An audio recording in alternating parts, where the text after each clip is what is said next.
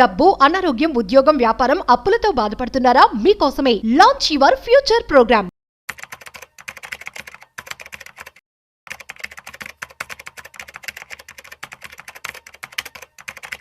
బంగారం వెండి అందరంత ఎత్తుకు ఎదిగిపోతూ ఉన్నాయి. సో ఏంటి అంటే రేట్స్ అనేవి అనూహ్యంగా బాగా పెరిగిపోయాయి. అసలు గోల్డ్ రేట్స్ ఎందుకు పెరుగుతున్నాయి, సో నెక్స్ట్ ఎలా ఉండబోతుంది, ఇవాల్టి గోల్డ్ అండ్ సిల్వర్ అప్డేట్స్ ఎలా ఉన్నాయో ఇవాళ మనం గంటా శ్రీనివాస్ రెడ్డి గారితో అడిగి తెలుసుకునే ప్రయత్నం చేద్దాం. He is one of the mutual funds distributor అనమాట. So let start. Hi, hello, నమస్తే, వెల్కమ్ టు సుమన్ టీవీ. నేను మీ రాజీవ్ పసుపులేటి.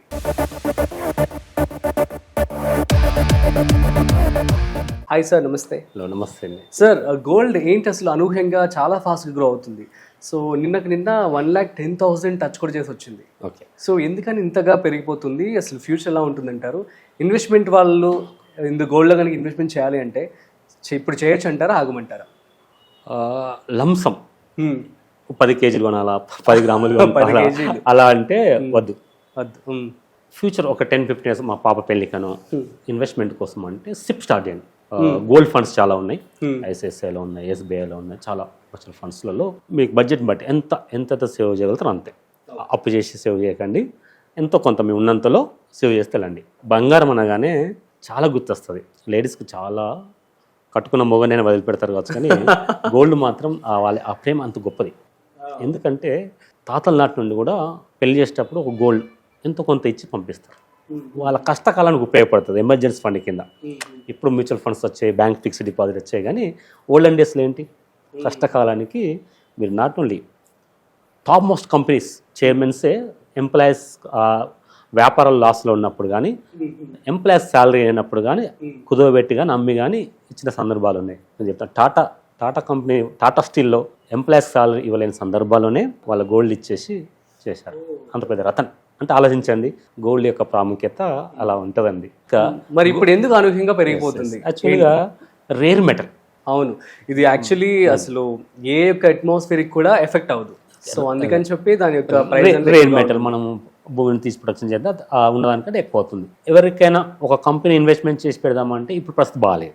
ట్రంప్ ఏమంటాడో తెలియదు, పొలిటికల్ అన్స్టెబుల్ కాలంలో యుక్రెయిన్ రష్యా యుద్ధం చూస్తున్నాము. తర్వాత ఇంతకుముందున్న ఇప్పుడు ప్రయాణం కన్ఫర్మ్ లాస్ట్ 6 months నుండి బాగా పెరిగింది కదా, ఇజ్రాయెల్ వార్, ఇలాంటి అన్స్టెబిలిటీ ఉన్నప్పుడు డెఫినెట్ గోల్డ్ పెరుగుతుంది. గుర్తుపెట్టుకోండి, పొలిటికల్ సిచ్యువేషన్ బయట మీరు న్యూస్ పేపర్ ఒక 2 నిమిషాలు చదివే ఉంటే అన్స్టేబుల్గా ఉంది అంటే బై గోల్డ్, స్టేబుల్గా ఉందా సింపుల్ అంటే ఇప్పుడు అన్స్టేబుల్ గా ఏమంటారు. నేను మ్యూచువల్ ఫండ్ చెప్దాం example. Multi asset allocation fund ఉంటుంది. మీరు ఒక 1,000 ఇన్వెస్ట్ చేస్తున్నారు అనుకుందాం, ఒక 300 గోల్డ్లో పెడతాడు, ఒక 300 ఈక్విటీ ఫండ్, 300 గవర్నమెంట్ బాండ్స్లో పెట్టేస్తాడు. సో బంగారం పెరుగుతుంది కూడా బంగారం ఇన్వెస్ట్ చేస్తాడు, లేదా ఈక్విటీ మార్కెట్ ఇన్వెస్ట్ చేస్తారు. మల్టీ అసెట్ అలొకేషన్ ఫండ్ తీసుకోండి, లేదా గోల్డ్. ఇక ట్రంప్ నుండి ఈ ప్రజెంట్ సిచ్యువేషన్లో ట్రంప్ నుండి ఎకనామిక్స్ సంబంధించిన స్టెబిలిటీకి ఇంటరప్ట్ అవుతే గోల్డ్ రేట్ పెరుగుతుంది. ఓకే, టారిఫ్లు పెంచినా, లేకుంటే నేను అక్కడ యుద్ధం చేస్తా, వెనిజులాతో యుద్ధం చేస్తా, ఇలా నెగిటివ్గా దుందుడుకు స్వభావం నియంత లెక్క మాట్లాడితే గోల్డ్ రేటు పక్క పెరుగుతుంది. లాస్ట్ ఇప్పుడు 10 days కూడా పెరిగింది, అందుకే 1 week నుండి కూడా పెరిగింది, రోజుకు పెరుగుతుంది, పెరిగింది అందుకు. ట్రంప్ నుండి ఓకే చేద్దాం, మోదీ నా ఫ్రెండ్, కూల్, అట్లా శాంతిగా మాట్లాడితే ఓకేనా, బంగారం రేటు తగ్గుతుంది. సో ప్రతి ఆడపడుచు ట్రంప్ను మొక్కండి, అతను మంచిగా ఉండాలా, మంచి మనస్తత్వం ఉన్న అంతా మంచిగా మాట్లాడడం కోరుకుంటే బంగారం రేటు తగ్గుతుంది. ఇది అంత తప్ప బంగారానికి వాల్యూ లేదు. యాక్చువల్గా బంగారానికి ఇంత రేట్ అనేది లేదు. ఓన్లీ వాతావరణం బట్టే, మిగతా దేశాల యుద్ధాలను బట్టి, ట్రంప్ సుంకాల బట్టి, మిగతా దీన్ని బట్టి తప్ప ఏమి ఉండదు. మంచి ఆర్థిక మన ఇండస్ట్రీ పరంగా మంచి గ్రోత్ ఉంటే ఆటోమేటిక్ గోల్డ్ రేట్ తగ్గుతుంది. సో దీన్ని బేరీజ్ చేసుకుంటూ గోల్డ్ ఇన్వెస్ట్ చేయండి. సిప్ చేస్తే ఎప్పుడు నష్టం ఉండదు. సిప్ వల్ల ఈవెన్ గోల్డ్ కానీ, సిల్వర్ కానీ, ఈక్విటీ ఫండ్ కానీ ఎందులో సిప్ ఇన్వెస్ట్ చేస్తే ఎప్పుడు నష్టం ఉండదు. పెరిగినప్పుడు ఆటోమేటిక్గా మీకు రూపాయి ఆడదు, తగ్గినా తగ్గుతుంది. మీకు ఒక ఫండ్ చెప్తుండే, మ్యూచువల్ ఫండ్లోనే గోల్డ్ కాదు, బట్ ఒక technology fund. First year 10 rupees ఉంటుంది ఎనీవి, ఆ తర్వాత పెరగాలి. యాక్చువల్గా ఆ టెక్నాలజీ ఫండ్ తగ్గుతుంది, 9, 9 ఇట్లా 8 అయింది, 6, 5 అట్లా 1 yearలో తగ్గినా కానీ మనకు లాభం వచ్చింది 12% CAGRతో, మంచిది. 2000 లాంచ్ 25 yearsలో.